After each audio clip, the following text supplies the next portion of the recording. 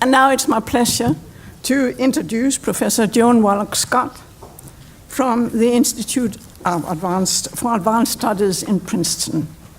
Well, I think most of us know Joan Scott from long ago, when especially her path-breaking article on gender as a central category of analysis helped us think differently about what it was to research history. Later on, a lot of publications have come from Joan Scott's hand, and we appreciate them all in different ways. Joan Scott opens our eyes to new ways of looking at the past.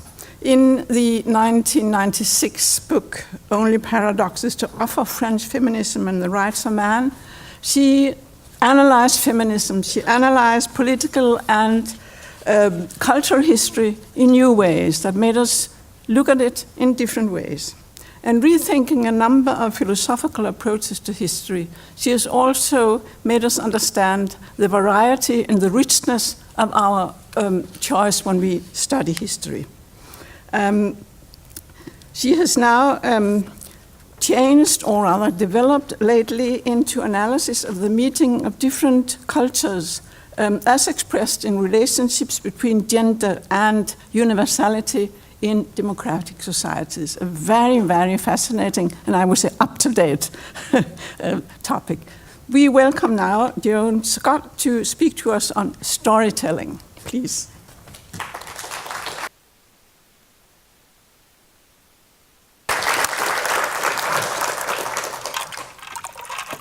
Thank you very much.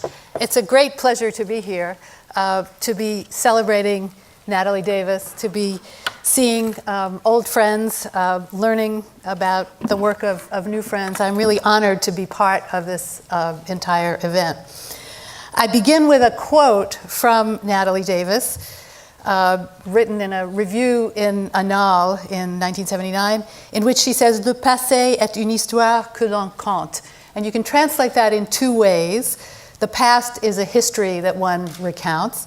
And the other, you can say, the past is a story that one tells.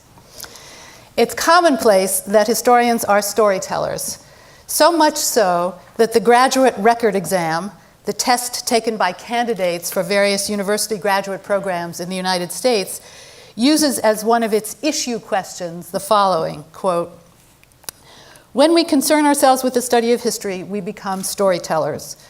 Because we can never know the past directly, but must construct it by interpreting evidence, exploring history is more of a creative enterprise than it is an objective pursuit.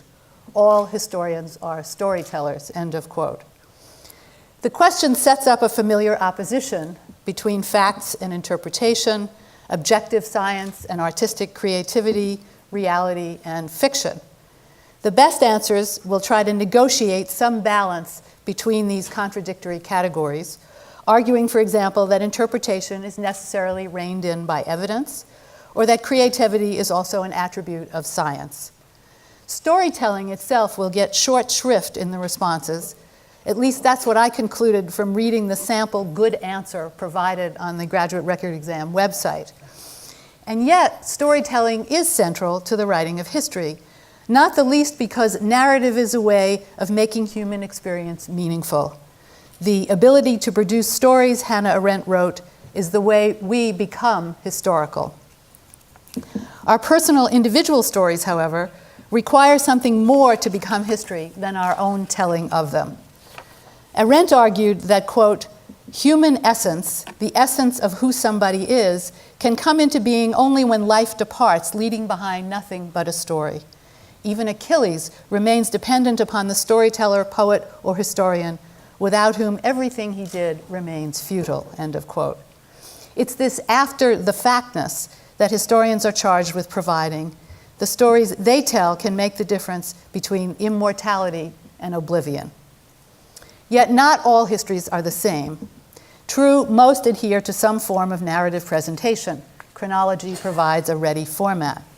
And they are based on information gathered from at least some narrative sources, memoirs, diaries, letters, and the like. But this information is typically used in the service of the historian's story, the one she's constructed on the basis of the evidence at hand. Whether the goal of such history is the transmission of information or the consolidation of collective identities as members of nations or tribes or social movements based on class, religion, race, ethnicity, gender, or sexuality, whether it is more or less aimed at securing an emotional effect, it tends to undervalue the richness of the stories from which it is drawn.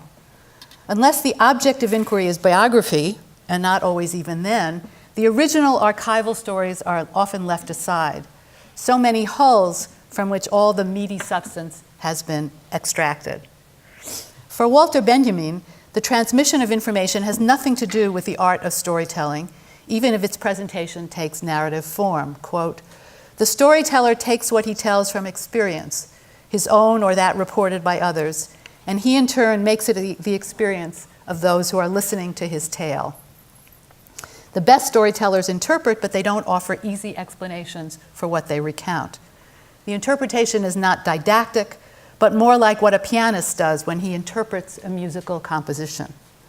Through the subtlety of their presentation and the deftness of their interpretation, storytellers open their readers' imaginations. In this way," quoting Benjamin again, "the story's richness and germinative power endures." In Benjamin's conception, the historian storyteller is part of a chain of storytellers, an intermediary, perhaps a midwife, who understands that she is bringing forth something that did not originate with her. Storytelling, he writes, is always the art of repeating stories. Reading Arendt in this light elaborates the point. Action and speech are what make us human, she notes, and, quote, "The least tangible and most ephemeral of man-made products are the deeds and stories which are their outcome," end of quote. It is those stories that give us insight not just into the particularities of historical experience, but also into the very meaning of the human. For the historian to ignore the stories themselves, their form and content, is to deny agency to historical subjects, to overlook the choices they made and the ways they found to explain their actions to themselves and others. It is to refuse to engage with the novelty of the old, the strangeness of the new, or the irreducible difference of the other. To insist instead on sameness, on the comfortable familiarity of the already known. Precisely because they take us somewhere else, every story is a travel story, says Michel de Certeau. Stories organize space and mark out boundaries, and at the same time enable us to transcend them. Certeau uses the figure of the bridge and the frontier to talk about the story's logic of ambiguity, and this is a long quote from Certeau. As a transgression of the limit, a disobedience of the law of the place, the bridge represents a departure, an attack on a state, on the ambition of conquering power, or the flight of an exile, in any case, the betrayal of an order. But at the same time as it offers the possibility of a bewildering exteriority, it allows or causes the reemergence beyond the frontiers of the alien element that was controlled in the interior, and gives objectivity, that is expression and representation, to the alterity which was hidden inside the limits, so that in recrossing the bridge and coming back within the enclosure, the traveler henceforth finds there the exteriority that he had first sought by going outside and then fled by returning. Within the frontiers, the alien is already there, an exoticism or Sabbath of the memory, a disquieting familiarity. It is as though delimitation itself were the bridge that opens the inside to its others, end of quote. Certeau is here making a point about the formal properties of stories, which we can also use to think about storytellers. The stories they choose to retell become a way not only of exposing us to differences beyond our frontiers, but also open us to other ways of thinking the present, the place we live now. In this way, storytelling has a decentering effect. It offers epistemological challenges to whatever are the orthodox categories of current historiography, surprising them, throwing them off their guard. Storytelling is a quintessentially social activity. It requires not only readers or listeners, but other storytellers. Stories are at once the raw material and the cultural product of memory. Their telling creates a sense of immediacy, even when they are about very old events and actions, and what Kant, in a different context, referred to as the universal feeling of taking part. At the same time, what they impart is highly particular. descriptions of individual actions, emotions, and outcomes that may be idiosyncratic or unique. Indeed, it is precisely this uniqueness that often makes for the most compelling stories. Samuel Weber suggests that the always ambivalent combination of the universal, taking part, and the particular is what makes the humanities human. It's another way of thinking Certeau's Alien Within the Frontiers. Arendt rests human plurality on, quote, the fact of natality through which the human world is constantly invaded by strangers, newcomers whose actions and reactions cannot be foreseen by those who are already there and are going to leave in a short while, end of quote. Weber reminds us that psychoanalysis posits the human subject as psychically divided, depending for its sense of self on the recognition of others. To be human is to be endlessly entwined in complex relationships of difference, which don't settle comfortably into neat, prefabricated categories. From this perspective, stories are the mark of the human, and the storyteller is the muse of the humanities. Natalie Davis is such a muse. To read her work and to think about it with her is at once to theorize storytelling as an historical practice and to recognize the distinctiveness of her craftsmanship. There's no mistaking her imprint on the compilations of stories that make up her books.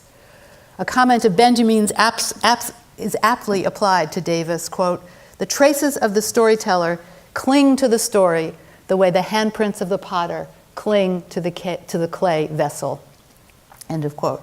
In Davis's work, the imprint is ethical, and that in two senses. It represents the integrity of stories, it respects the integrity of stories from the past, while at the same time making them relevant for our thinking in the present. But it's also about pleasure. The sheer delight that comes from gathering and relaying stories is a distinctive mark of Davis, the storyteller. Davis's historical materials are the stories told by people in the 16th and 17th century, usually in France.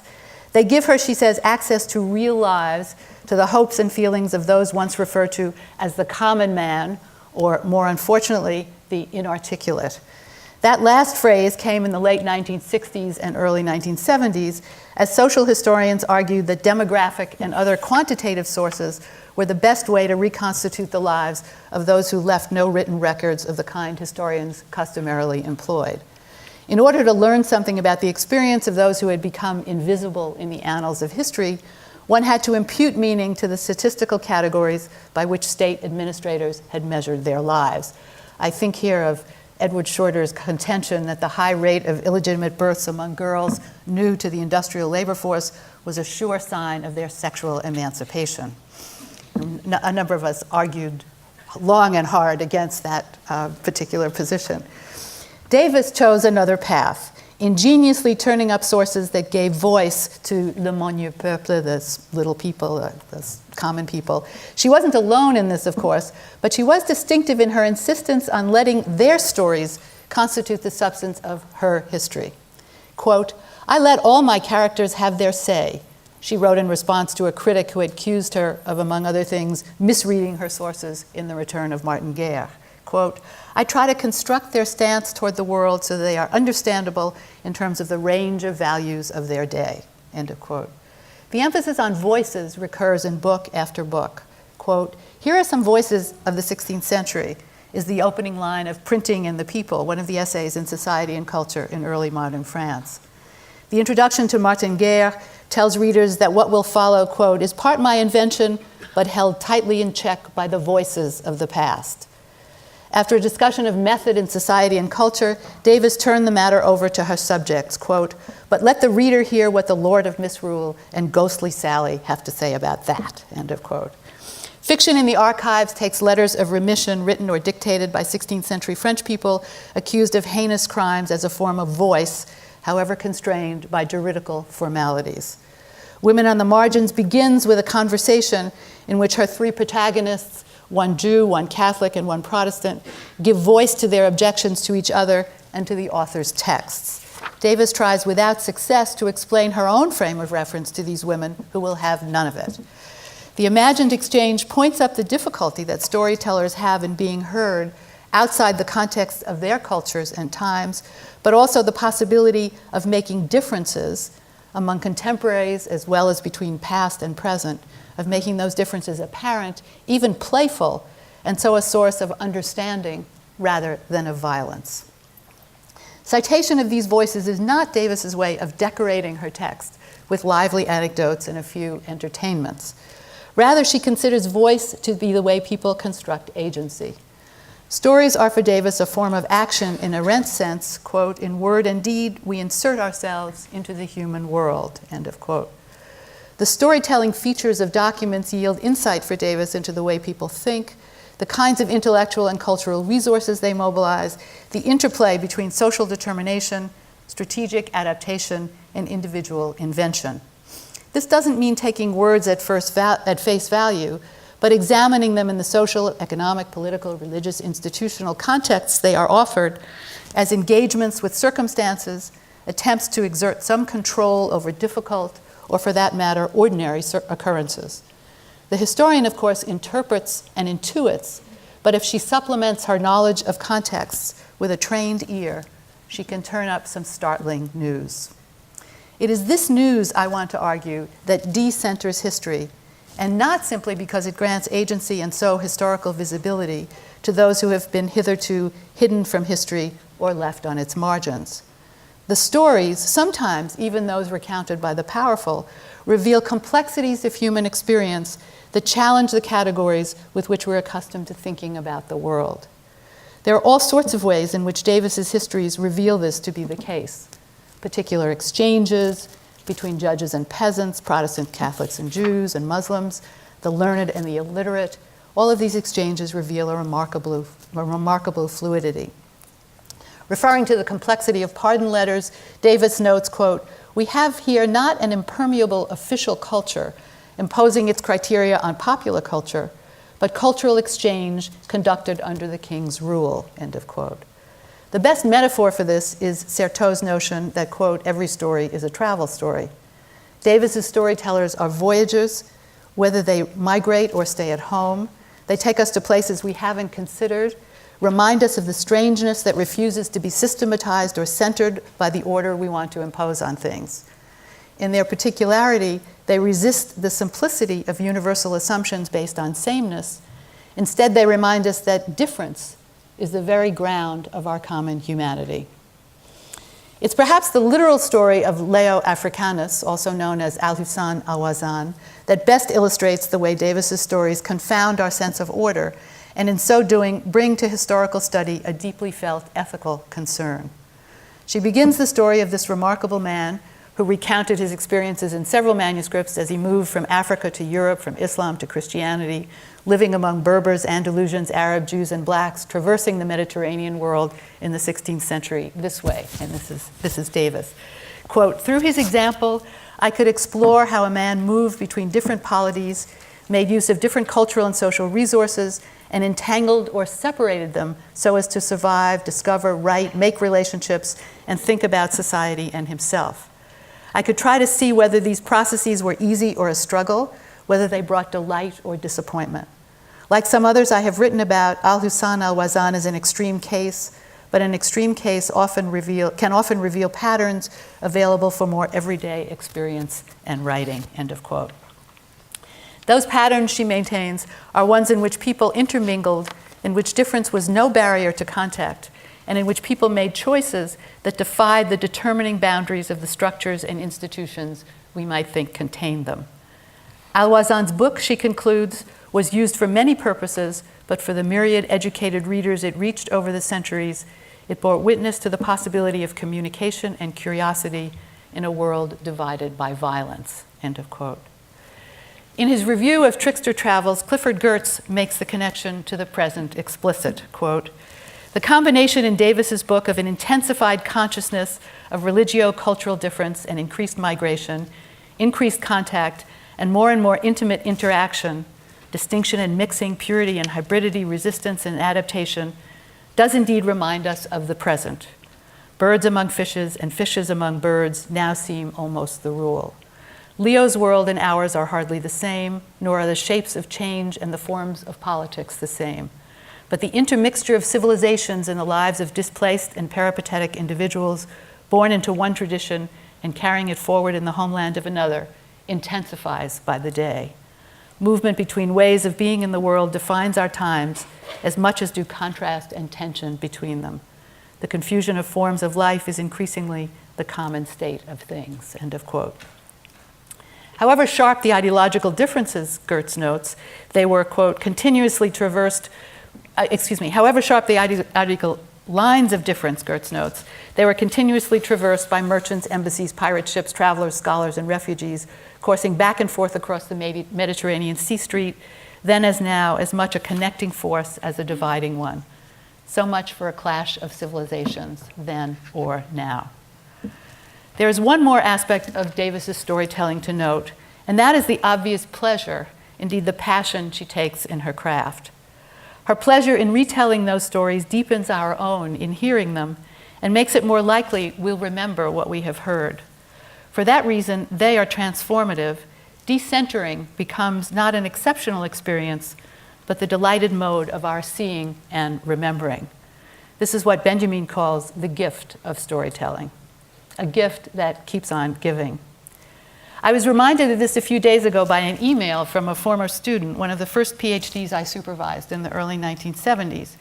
I had written telling him why I was coming to Bergen, and he wrote back, quote, "I well remember the excitement you communicated to me then in the department office about this great paper you had heard at a conference, something about women on top." Davis's stories teach us to read both past and present in terms not of sameness or irreconcilable difference, but as instances both of the difficulty and the possibility of human communication. They decenter us not only by introducing us to people we might otherwise not have met, those on the other side of the bridge of time or class or gender or culture, but also to the differences within and among ourselves. In that way, Benjamin tells us, quote, "The storyteller joins the ranks of the teachers and sages. He has counsel, not for a few situations as the proverb does, but for the many, like the sage.